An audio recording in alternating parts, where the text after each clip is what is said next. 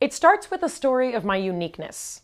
It starts before I was even born. At this time, my sex was unknown, my name was unknown. I was just a ball of undifferentiated cells floating around inside of my mother's belly. I was in the minority already. You see, I was upside down, or rather, I was right side up. I didn't want to be born head down like 97% of fetuses. I refused to be rotated, and I was born, butt first, by a mother determined not to take drugs. Another minority stat. I was not only a breech birth, I was a natural breech. And that became my story. Flash forward to grade school, and I find myself the shortest person in every class that I am in. And not just short, the shortest, sometimes by a head. Let's take a look at a few photos of me as the shortest. Here's one. This is me in kindergarten. I'm on the bottom right in a white dress. Here's another. Snazzy outfit, huh? Here's 4th grade. And another. And another. And another. You get the idea. I'm called names by mean children. I cry a lot because I don't know how to hide it. I'm asked if I was born prematurely all the time. I'm asked if I have Webster or Gary Coleman diseases. I don't know how to be okay with being different, and I fail all the time at brushing it off. The only other short girls in my classes are Korean girls, and in case you don't know much about Korean girls in the 1980s, they're all adorable and they smell good and their pencil cases are all perfectly organized. I'm none of those things. I'm a prominent-nosed, very short, scrawny, very emotional child.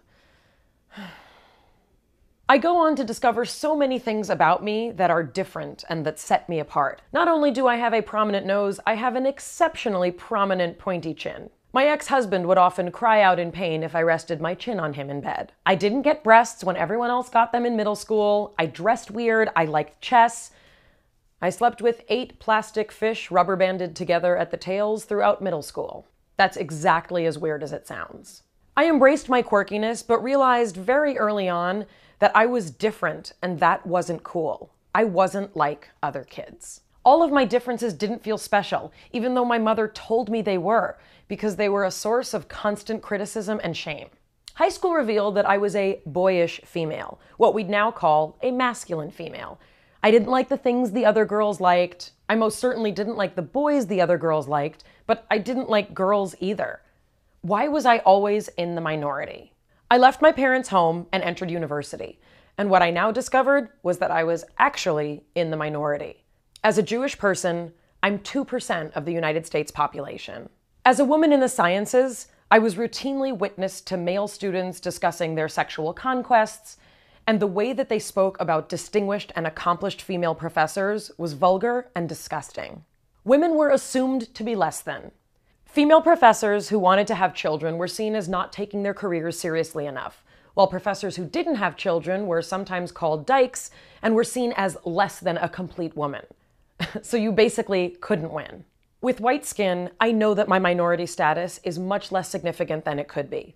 And as a person with material wealth, I know I have a lot of opportunities that other people don't have. What I ultimately found in college was the world was waiting for me once I opened myself up to the possibilities it held. The world was waiting to take a funny-looking girl born right side up in a world that was upside down and to let her have a voice. My religious faith gave me a sense of purpose in the universe, and I became more comfortable just being me. And now, as a public person, I have the opportunity to put myself out there. I write, I vlog, I wear a Jewish star on the red carpet. I support the state of Israel's right to exist. I use my feminist voice to speak up for minorities, for our lesbian, gay, bisexual, transgender, queer, and questioning brothers and sisters, and for those who have no voice. Because that's who I am, and that's who I want to be. And so what has started to happen is that people tell me I make them feel less alone. Sometimes it's because I look like them. That's typically Jewish women saying that, and sometimes Jewish men. Or sometimes it's because I say things that people are afraid to say. Those are typically liberals. But what I found is that I now get to reach people with my uniqueness, because of my uniqueness, and that's a blessing. We all get to make the world bigger and smaller at the same time when we unite because of our exceptional differences. Each of us is unique, and each of us is alone. Some of us are more unique than others, and some of us are more alone than others. But for those of us who live on the fringes of so many identities and minority statuses, our stories have the ability to transform not just those we touch. Our story also has the potential to transform the conflict and shame that the minority inside of us still feels. The fear of not fitting in, but most of all, the fear of fitting in, of losing her status. Because if I forget where I come from, if I forget my minority status, I lose touch with those whose stories have yet to be told. Did you like that one? I like that one. If you like that one, there's more where that came from. Subscribe and check out these links. Woohoo, videos.